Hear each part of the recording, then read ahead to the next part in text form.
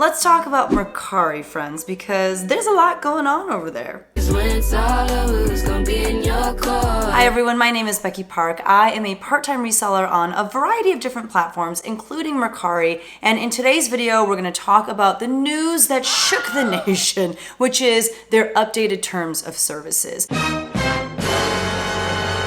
There were a lot of changes, and what I'm going to do in today's video is just kind of state them objectively, but then also give my thoughts on whether or not I feel like they're really going to hurt me as a seller as well as a buyer. And at the end, I'll share with you if I feel like it's still worth it to me to sell on Mercari or not. So if that sounds interesting to you, don't forget to hit that like button, subscribe, do all of the things, because that's what we try to do on this channel, is we try to inform you so that you have all the information you need to be the best little reseller that you can. So I did a little research as far as my relationship with Mercari is concerned before making this video. And just to give you an idea, I am speaking from a very low grade Mercari seller. I'm not making a killing on Mercari. Maybe I'm making a little bit more than some of you, maybe a little bit less. But basically in the year 2023, I sold 67 items on Mercari and made a net profit. This is not including my cost of goods, but just once you factor in Mercari's fees and all that sort of stuff, my profit made on Mercari as a platform was $1,459.02 in the entire year. Kind of makes me question why I still list on Mercari, but that's okay. That's $1,459 I didn't have at the end of 2022. So that's the perspective I'm coming from. This is not where I make the majority of my sales or generate the majority of my income when it comes to my reselling business. It's very supplemental for me. So keep that tucked away in the back of your brain as I share my thoughts. But as far as how this video is going to be structured, I'm going to state the objective cold hard truth of any changes that Mercari made in their terms of services, and then I'll share my honest thoughts on those changes. So, Mercari made these cute little graphics. I don't remember even where I saw these. Maybe it was in an email, maybe it was on the app itself. I don't even remember. But on this graphic, the first thing that they state, and this is kind of what they're using as their strongest selling point, this is how they're marketing, all of the changes that we're seeing in their terms of services, is that there are no more selling fees. They are exclaiming to the world that we are the only US online marketplace that offers zero selling fees, which at face value sounds pretty amazing, right? And what that means is if you are selling an item for, let's say, $12 and you are charging the buyer for shipping, when that transaction is completed, you are going to receive $12, which is pretty cool. That's pretty huge. I always thought that Mercari already had pretty low fees to begin with, and now that makes it even better. So objectively, no more selling fees. And my honest take on that as a seller is, yes, I like that. That is a good change. However, someone's gotta pay to keep Mercari afloat. The reason we typically pay selling fees on any given platform is because the people who are running the platform need to get paid. They need money to run the platform. And what we're paying for is their marketing, all of the people that they get to come over to the site and hopefully find our items that are listed. We're paying for any customer service we may need from them. So I understand that we pay selling fees for all of those various reasons and many more. I'm sure there are many more things that selling fees go towards. So while initially I was very excited about the idea of no selling fees, the question in my head immediately became, so how do they continue to function? I'm going to come back to that when we talk about a different point. The next thing on this cute little graphic says also enjoy zero ACH fees when using your balance to make purchases. Do you know what ACH fee stands for? I don't, but I'm going to look it up and put it right here because I feel like that's something that I should know. So objectively speaking, what that means is if you're going to purchase on Mercari using money in your balance from items that you have sold, then you will not have to pay any sort of fee, because guess what? There's no selling fee, but there is now a new fee that buyers are going to pay for. But if you are going to use the money in your Mercari balance from different things that you have sold, then you don't have to pay any of those fees. So thinking about that subjectively now, what are my thoughts on that? It's smart of Mercari to try to keep all of that money inside of their universe. And Personally, I actually do a lot of shopping on Mercari, mainly because I do get some referral credit, which, by the way, let me just say, if you are not already selling on Mercari and you would like to, I do have a link down in the description below. And if you use it to sign up for Mercari, whether as a seller or a buyer, you will actually get some credit from Mercari to shop with. And I also get a little kickback from Mercari as well because you use my link to sign up. So just a little plug there. But because I do get some referral credit that comes into my account from time to time because of other videos that I've made about Mercari,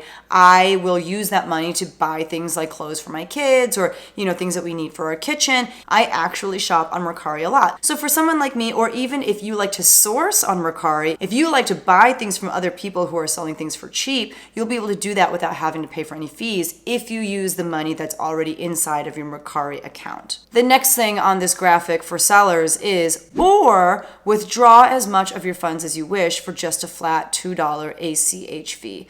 This is the thing that got so many people upset, like all over Instagram. People are like, I think it's illegal for them to charge you to pull your money out and things like that. So that's the objective change. The objective change is you got to pay $2 to pull your money out from Mercari. I think that used to be the case before too, if you were pulling out a balance that was under $10. But now it doesn't matter if you're pulling out $5 or if you're pulling out $500, you got to pay a $2 ACH fee. Objective truth. My hot take on that is, that's not that much. Now, I know that there are some resellers out there who literally pull money out of all of the different accounts that they sell on every single day. Every evening, they pull any money that is hanging out in the balance of their reselling platforms, they pull it on a nightly basis. I personally don't do that because I'm not a full-time seller. There are some days that I don't even have sales, but I typically wait on Mercari, for example, to pull my funds until I'm at like $300 to $500. And the only reasoning behind that is because it feels a little more rewarding to pull out $300 to $500 than like $10. Like, what am I going to do with an extra $10? It just isn't, you know what I mean? And using that logic, I probably pull money out of Mercari once a month. And if I follow that trend, that means in a year's time, I will have spent $24 on ACH fees. And given the fact that, I made a net profit on Mercari of $1,459 last year, that's not a big deal. I guess if I really wanted, I could even just wait until the end of the year to pull my money out, or wait until I really desperately need just some extra money and it's sitting in this nice little account for me. My argument would be, don't pull money out so frequently. That being said, I understand that there's a very solid argument for pulling your money out more frequently. There have been some situations that I have heard about, and I think these are definitely the exception, not the norm. I have heard stories of people logging onto Mercari and all of a sudden they can't get in, their account has been terminated, all of the money that was in their account is no longer available to them. There are things that can happen, and that's why people don't like to keep their money in their Mercari account, because Mercari is not your bank. It is not the safest place to keep money. I personally have never had issues with pulling out money, but I understand that not everyone feels the same way as I do. Some people just feel much better pulling their money out much more frequently because they know it's in a safer place. So this one, while I understand why some people are really upset about that $2 ACH fee every time they're going to pull their money out of Mercari, I'm okay with it just because I don't pull my money out of Mercari that often to begin with. And like I said, these changes went into effect starting on March 27th. I am recording on April 4th. So this is how it is now, people. That is the end of the little graphic for sellers. Now we're going to move on to the graphic for buyers. The first point is identical to something that showed up on the other graphic, which is that there is a zero payment processing fee when using your balance. If you want to shop within Mercari and you're going to use your Mercari money or your Mercari balance to do so, you will not have to pay any fees. You will just pay for the item and you will pay for shipping if the buyer has you paying for shipping. Here is what they failed to add to this graphic, however. Remember when we were talking about benefits for sellers, that we no longer have any fees that we need to pay? Someone's got to pay those fees. Someone's got to keep Mercari afloat and pay for the people who are working at Mercari, and the people who are going to do that are the buyers. Didn't see that one coming. So here they're making it sound like you don't have to pay any fees either, as long as you use your balance. But what if you don't have a balance? What if you are not both a seller and a buyer on Mercari, but simply a buyer? You won't really have any sort of Mercari balance to work with, so you're going to have to use your credit card, or I don't know, can you pay with like PayPal or Affirm, or is it, I don't know. I'm sure there are other ways to pay for things on Mercari as well. But what that means without saying it explicitly is that if you are not using your Mercari balance to pay for things, then you get slapped with the fee. And this is where I'm starting to understand a little bit why people are not very happy with Mercari's changes. Let's use the same example from earlier where I have a $12 item that I want to buy on Mercari. Let's say it's a leotard for my daughter. I actually just got her a leotard on Mercari, which is why I'm thinking of this. I'm looking for a leotard for her to wear for her gymnastics practices. I don't want to spend a lot of money on this leotard because she grows so fast and she's probably going to wear it for just one season of gymnastics. And so I'm going to places like Mercari to find said leotard. I find one that's $12 and I'm thinking, great, $12, I can do that. That's a lot cheaper than buying it new at the store. So I go to checkout and I notice that there is shipping that I need to pay for.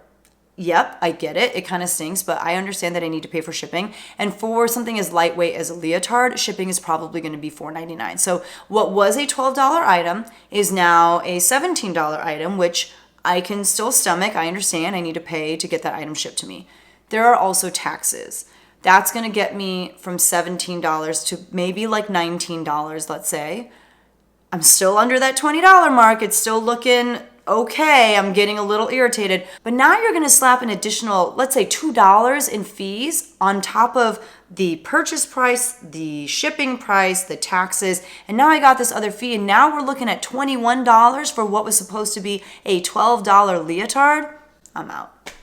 I'm out. Now listen, my math is not perfect. I know taxes may not be $2 exactly, the fees may not be $2 exactly, and in fact, the payment processing fee that buyers will now be responsible for is 2.9% plus 50 cents per sale. And so that's what's going to be charged to the seller. But with these smaller dollar items, it can almost look as if the amount that the seller needs to pay for said item is close to double what it's actually listed at. And I don't know about you, but there have been many times that I have gotten to the part where I'm about to complete my payment, but then I see all these extra charges, even though they're legitimate. I understand I need to pay taxes. I understand that I need to pay for shipping, but I'm out. It's just not what I thought I was going to be paying. And I think it especially hurts for someone like me because I have experience buying on Mercari and I will very much feel and recognize the change of being responsible for paying these new fees that were not there before. However, a lot of people buy things on Mercari not because they've got credit or because this is like their favorite platform.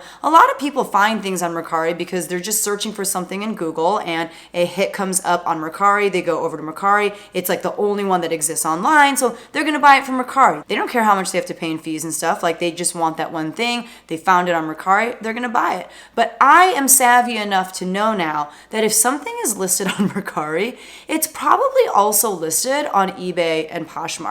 And I know how to play the game. If I see the same leotard on Poshmark, even though I have to pay more for shipping on that item, I know I can play the game of like liking the item, waiting to see if someone's going to send me an offer with discounted shipping. I know I can maybe finagle my way around getting that final price down to something that I'm more comfortable with. And obviously I can check out eBay as well. I can go to other places, probably find the same exact item from the same exact seller and see if there's a way to get it for less. So the thing that I don't like about that first point in the for buyers graphic is that it feels sneaky. It feels manipulative. And I just wish there was a little bit more transparency there and you didn't have to really dig in the terms of services to realize that you're now going to have more fees to deal with. The next point on this graphic is probably the one that upset resellers the most. And it reads, shop with confidence, return for any reason, and get your money back. So objectively what they're saying is you can now return items for any reason. Now, again, you got to do a little digging in the terms of services to see what all of the specific information regarding returns are. I believe that the buyer has 3 days upon receiving the item to state that they want to return the item. 3 days is not awful. It's definitely a lot better than the 30 days that eBay gives their buyers. But I think what a lot of resellers are upset about is the fact that Mercari buyers can now return items for whatever reason. The other piece of this is once the item is shipped back, the seller only has 24 hours upon receiving the item to look it over and raise any concerns to Mercari. For example, if, the buyer sent the wrong item back or if the buyer sent the item back not in the condition that it was sent sent to them in the first place. Sellers only have 24 hours to open the package, inspect it, and make sure that it's in the same condition as how they sent it out. And that's not a lot of time. I have a hard enough time looking through my eBay returns in the time allotted, and they give like 2 or 3 days. I know I'm personally not going to inspect a lot of Mercari returns within that 24-hour window and just kind of be forced to issue the refund whether or not I was able to inspect it. I understand why resellers are really upset about this. That being said, I've never had an issue with having a return policy on eBay. I do get a good number of returns, and it's mainly for things like fit.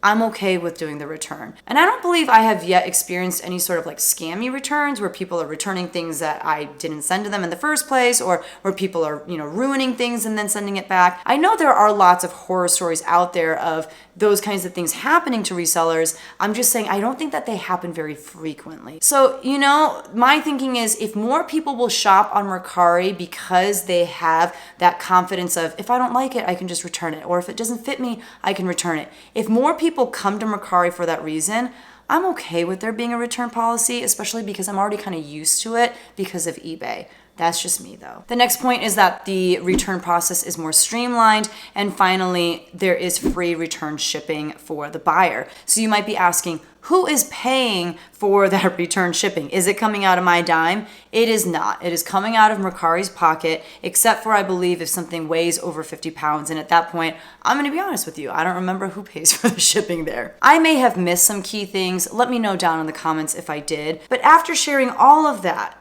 the million-dollar question is, are you, Becky, still going to sell on Mercari?